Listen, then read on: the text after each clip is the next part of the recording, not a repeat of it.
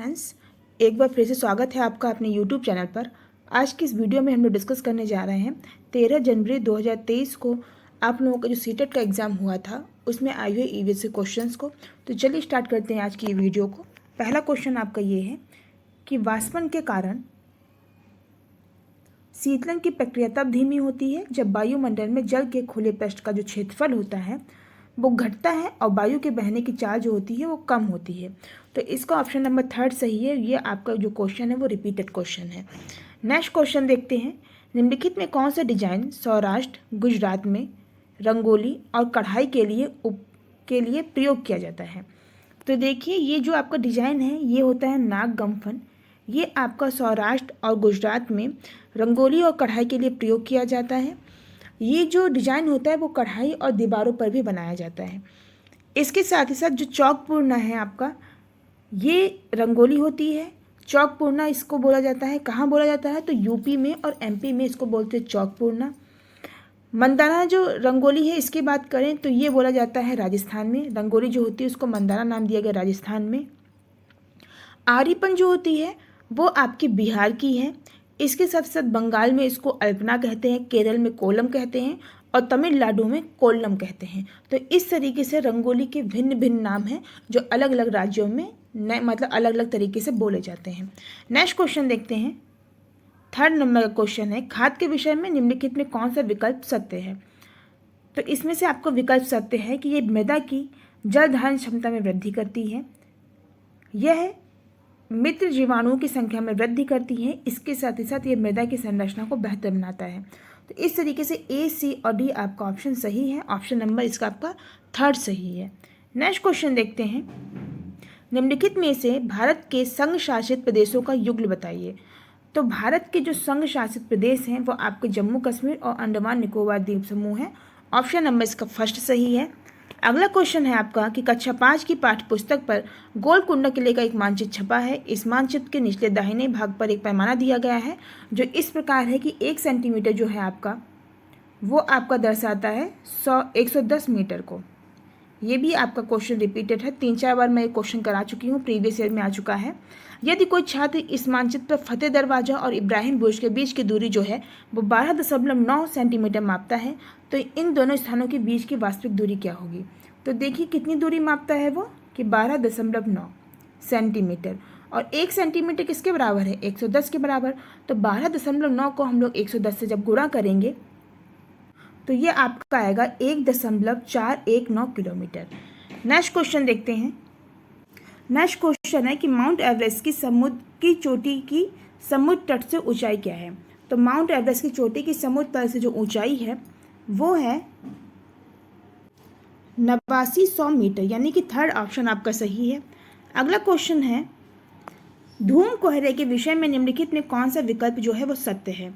तो धूम कोहरे के विषय में जो विकल्प सत्य है वो है ये प्रायः सर्दियों में बनता है, इसके साथ धुएं और कोहरे से बनता है और ये दमा एवं खांसी जो है वो उत्पन्न करता है। तो ये आपका ए, बी और डी ऑप्शन सही है। तो इस तरीके से आपका ऑप्शन सही हो गया 3rd नंबर का ए, बी और डी। नेक्स्ट क्वेश्चन देखते हैं, भारत की राजधानी की स्थिति के सापेक्ष जयपुर और देहरादून की दिशाएं क्या होंगी। तो देखिए, जो दिल्ली है उसकी जो दिशा है वो बीच में है। वहाँ से अगर बात करें उत्तराखंड की वो ऊपर है, और बात करें अगर जयपुर की तो वो इस तरीके से है। तो ये जो आप लोग का दिशा बनती है ये आपकी बनती है उत्तर पूर्व और दक्षिण और पश्चिम की। तो उत्तर पूर्व दक्षिण पश्चिम किसमें, ऑप्शन नंबर 2 में है। यही हमारा ऑप्शन सही है। यहाँ पर जो आप लोगों का पहले पूछा गया जयपुर, तो जयपुर कहाँ पे है आपका, जयपुर आपका इधर है यानी कि दक्षिण पश्चिम में। और देहरादून बात में पूछा गया तो ये आपका आ जाएगा उत्तर पूर्व इस तरीके से। तो आपका जो ऑप्शन सही होगा वो 3rd नंबर का सही होगा, दक्षिण पश्चिम, क्योंकि पहले पूछा गया जयपुर की और उससे बाद में देहरादून की। तो ये क्रमशः होंगे दक्षिण पश्चिम और उत्तर पूर्व। क्वेश्चन है आपका कि निम्नलिखित में से पृथक्करण के कौन से क्रियाकलाप जो हैं वो प्राथमिक कक्षा में उपयुक्त होंगे। तो इसमें जो प्राथमिक कक्षा में उपयुक्त होंगे वो आपका होगा बाष्पीकरण, फटकना और चुंबकीय पृथक्करण, यानी कि ए, बी और सी जो ऑप्शन है आपका ठीक है। तो ए, बी और सी किस में है, ये 4th नंबर के ऑप्शन में है। नेक्स्ट क्वेश्चन देखते हैं, निम्नलिखित में से कौन से वाद्य यंत्रों का जो प्रयोग है वो बीन मंडली में होता है। तो बीन मंडली में जो प्रयोग होता है वो होता है तुम्बा, बीन, खजरी तथा ढोल। तो ये ऑप्शन आपका सही है, थर्ड नंबर का।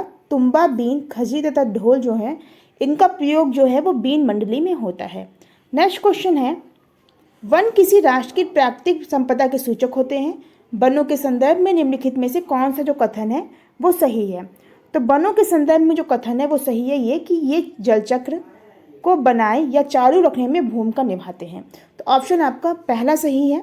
नेक्स्ट क्वेश्चन है, निम्नलिखित में से सही कथन को चुनना है। तो देखिए, केरल तथा अरब सागर पर, केरल का जो तट है वो अरब सागर तथा कर्नाटक का तट जो है वो बंगाल की खाड़ी पे है। तो मैंने आपको बताया था इस तरीके से जो इधर वाला तट होता है वो क्या होता है, अरब सागर का। कई बार मैंने आपको बताया है। नीचे आपका हिंद महासागर आ जाता है और राइट हैंड साइड पे जो होता है वो आपकी बंगाल की खाड़ी है। और मैंने कई बार मैप के द्वारा ये भी बताया है कि कौन कौन से तट जो हैं वो किस तरफ आते हैं। इधर बात करने का स्टार्टिंग करते हैं यहाँ से, तो गुजरात, राजस्थान, महाराष्ट्र, पुणे, कर्नाटक, केरल, फिर तमिलनाडु, आंध्र प्रदेश, उड़ीसा, पश्चिम बंगाल।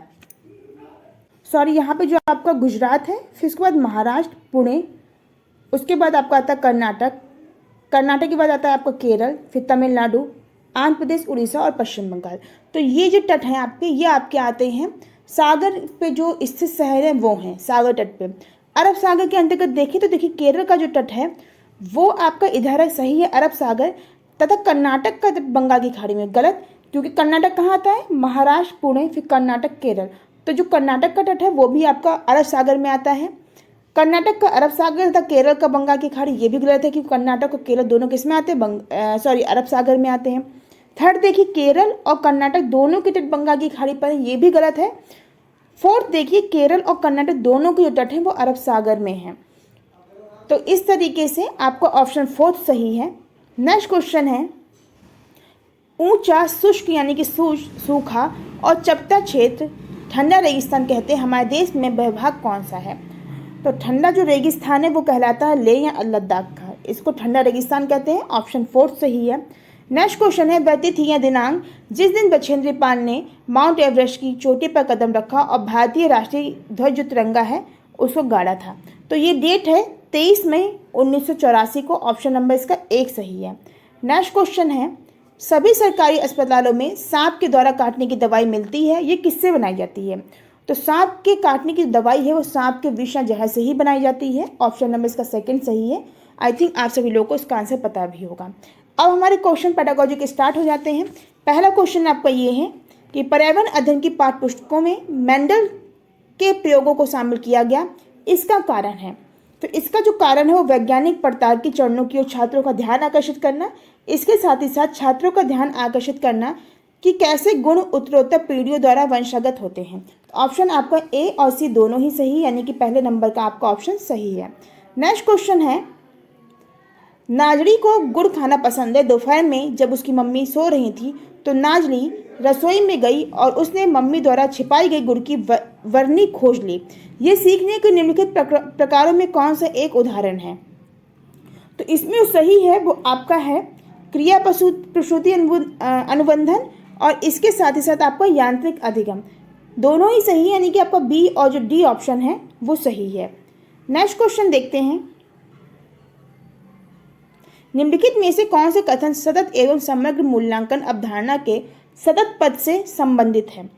तो ये है आपका वृद्धि और विकास के अभिजात पक्षों का आवधिक मूल्यांकन और इसके साथ ही साथ अधिगम अंतरालों का निदान और उपचारात्मक उपायों का प्रावधान, ये दोनों ही जो है वो संबंधित है सतत पद से। तो ऑप्शन आपका ए और सी जो है वो सही है।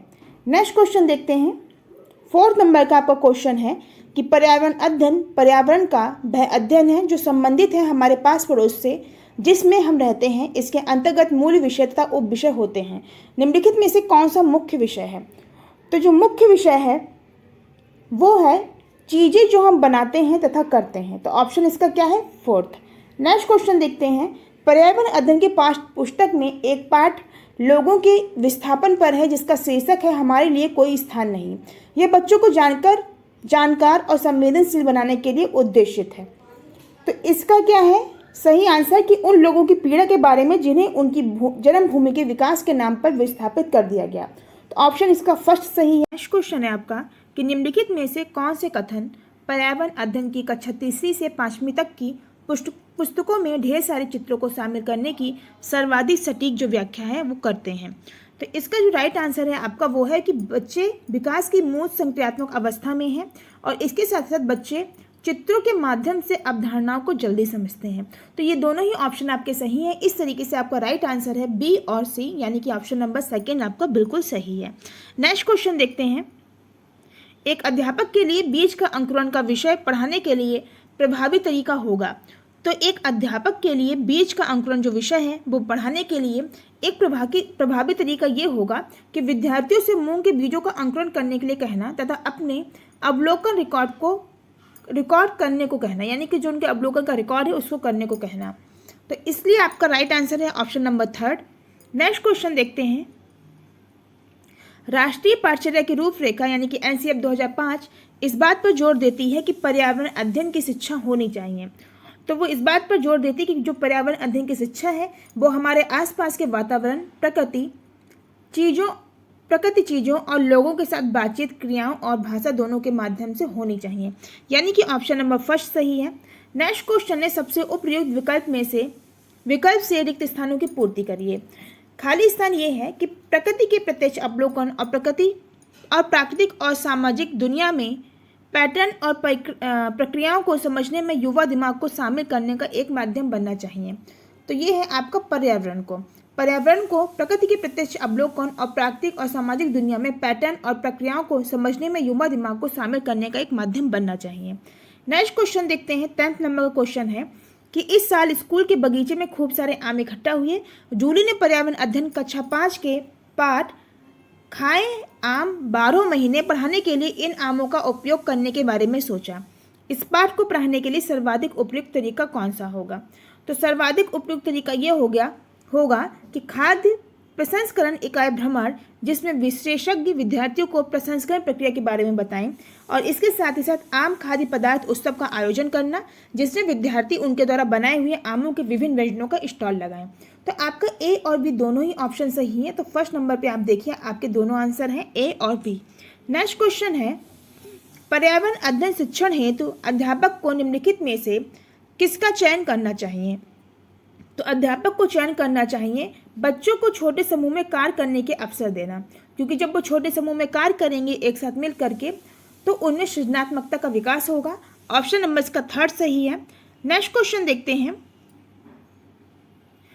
कक्षा थर्ड की पर्यावरण अध्ययन में विषय पाठ जल में जिन महत्वपूर्ण संप्रत्यों या फिर विषयों पर ध्यान दिया गया है वे हैं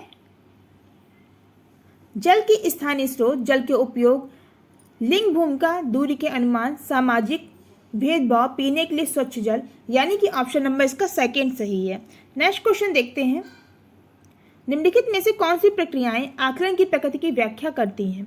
तो ये प्रक्रियाएं हैं आपकी संवादात्मक, रचनात्मक और इसके साथ ही साथ योगात्मक, यानी कि आपका ए, बी और सी तीनों ही ऑप्शन सही हैं। नेक्स्ट क्वेश्चन देखते हैं। कक्षा 5 के विद्यार्थियों के लिए वंशानुक्रम यानी कि आनुवंशिकता एक अमूर्त प्रत्यय है। एक पर्यावरण अध्ययन की शिक्षिका होना अपने विद्यार्थियों में आनुवंशिकता की समझ पैदा करने के लिए खाली स्थान का आयोजन करेंगी। तो इसमें राइट आंसर आपका जो है वो ये है कि उदाहरणों का विश्लेषण, यानी कि कक्षा 5 के विद्यार्थियों के लिए वंशानुक्रम या फिर आनुवंशिकता एक अमूर्त प्रत्यय है। एक पर्यावरण अध्ययन की शिक्षिका होना, एक पर्यावरण अध्ययन की शिक्षिका जो है जिनका नाम है हीना, वो अपने विद्यार्थियों में आनुवंशिकता की समझ पैदा करने के लिए उदाहरणों का विश्लेषण का आयोजन करेंगी। ऑप्शन नंबर इसका फोर्थ सही है। लास्ट क्वेश्चन है कि निम्नलिखित में से प्राथमिक स्तर पर पर्यावरण अध्ययन की पाठचर्या की विशेषताओं की पहचान कीजिए। तो इसमें आपको जो राइट आंसर है वो है समावेशित, इसके साथ संदर्भ सहित, और आपका जो सही है वो है अनुभवात्मक, यानी कि आपका ए, बी और सी जो है वो तीनों ही सही है। ऑप्शन नंबर इसका आपका सही है फोर्थ नंबर का। ये थी हमारी आज की वीडियो जिसमें हम लोगों ने 23 जनवरी 2023 को सी टेट के एग्जाम में आए हुए ईवीएस क्वेश्चंस को डिस्कस किया। आज की वीडियो में बस इतना ही। वीडियो पसंद आए तो वीडियो को लाइक कर दीजिए, शेयर करिए। साथ ही जो लोग अभी तक हमारे चैनल से जुड़े नहीं हैं वो चैनल को सब्सक्राइब जरूर कर दीजिए, जिससे आगे आने वाली जो भी इंपॉर्टेंट वीडियोज़ हैं उनका नोटिफिकेशन आपको टाइम से मिल सके। मिलते हैं नेक्स्ट वीडियो में, तब तक अपना ख्याल रखिए, खुश रहिए। Thank you.